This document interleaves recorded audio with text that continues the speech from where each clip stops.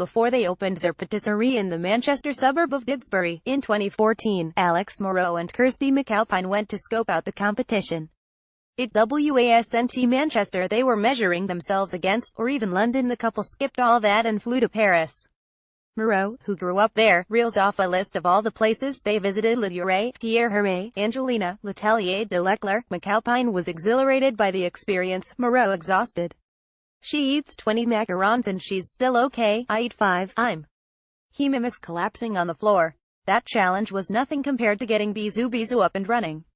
The months leading up to opening day were spent obsessively testing and tweaking their recipes. The macarons took a long time to perfect. Then the realities of the patissier's life began to kick in. The first 2 years were tough, Moreau admits. It wasn't just getting up to bake at 1 a.m., or the fact that they had a young child to look after and another on the way. It was also tricky getting customers to recognize the value of their products. In Paris, it's different, says Moreau, but here people were like, I can get 4 eclairs for £1 in Tesco.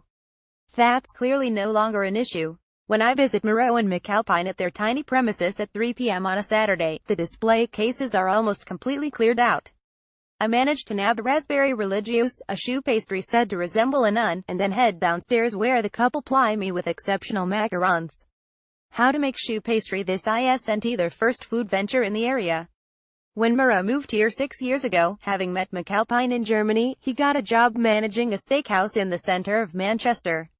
It wasn't doing very well, according to Moreau, so he called up his dad, the head of research and development at one of the biggest catering companies in France, and said, listen, you've had enough of your job, let's make the owner an offer.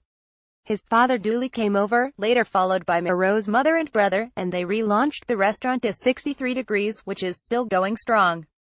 Moreau worked there for 3 years, with McAlpine pitching in on the paperwork side. In the end, the 18-hour days proved too much. I didn't see my first boy growing up that much because of work, Moreau says. Then the idea of a patisserie came up. It's a much better lifestyle. Of course, bisous isn't without its stresses and strains. Even though they've hired other people now to do the baking and manage the shop, business is ramping up. They've just launched a stall at Altrincham Market, 6 miles to the southwest, and have installed heavier-duty baking equipment at the back of the Didsbury shop to cope with increased production. Sales to cafes and restaurants around Manchester are booming. They work with nearby restaurant Hispy, whose owner Gary Usher tells me that finding a traditional French patisserie in West Didsbury was like finding a pot of gold.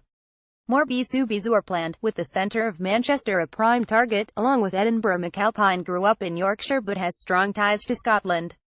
Looking back on those lofty patisseries they visited in Paris, how do they feel their own shop compares now? Would it match the best of them? Oh yeah, says Alex without a flicker of hesitation.